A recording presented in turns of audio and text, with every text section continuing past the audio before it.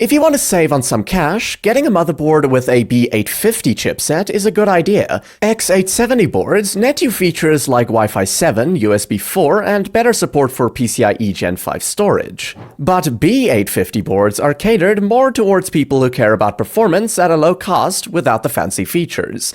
The Gigabyte B850 Eagle is a prime example of that. Compared to its predecessor, the B650 Eagle, the newer version has better capacitors for the VRMs, it's fine-tuned for stable memory overclocking, and a slightly cleaner design. Apart from that, it's mostly the same. I still recommend the newer version as it will work with Ryzen 9000 series chips out of the box without a BIOS update.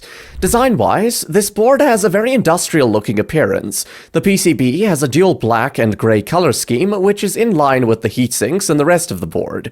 You get a large rear panel cover with the Eagle branding on it, and significantly large VRM heatsinks. There's also a heatsink for the top M2 slot, and the chipset heatsink features more Gigabyte branding.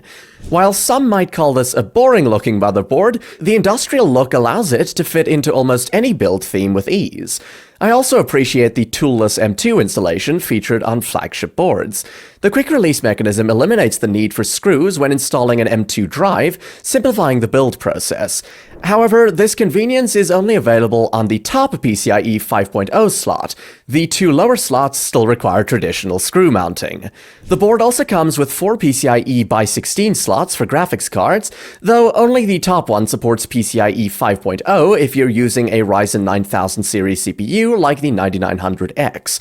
You also get 4 DDR5 slots that support up to 256 gigabytes of memory at 8,200 megatransfers per second OC.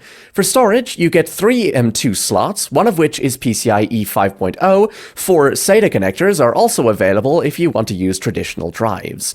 The power design consists of an 8+2+2 VRM configuration, which is more than enough for CPUs like the Ryzen 9 9900X.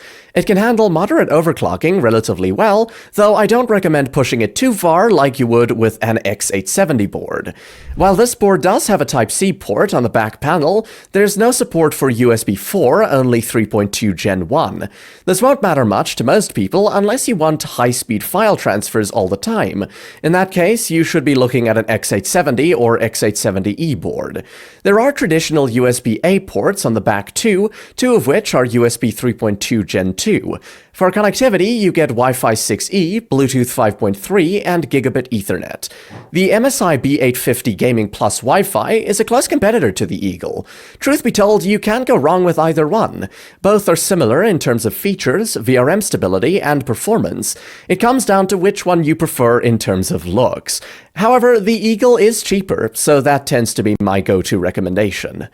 All in all, this is not a motherboard that will blow you away with enthusiast features or the latest Wi-Fi 7 and USB 4 ports. Instead, it's a board that focuses on reliable performance at a low price. If that's all you're looking for, it's a great buy. To sum up, what I like is the competitive price, the robust VRM configuration, the toolless M2 installation, and the PCIe 5 support for cheap. On the downside, it lacks USB 4 support. Thanks for staying till the end. Remember, you can check current prices in the description below.